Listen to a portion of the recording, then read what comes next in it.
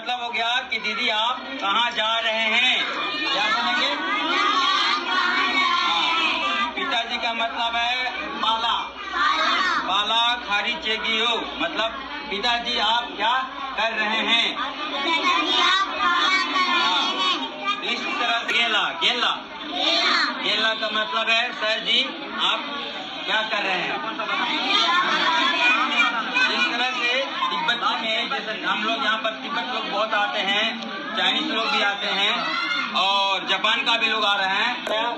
इस गिनती एक से लेके, जैसे कि चिक नी सुम शी ना फू दी गे गु चू चुची चुनी चौसुम चुसी चौंगा चुटुक।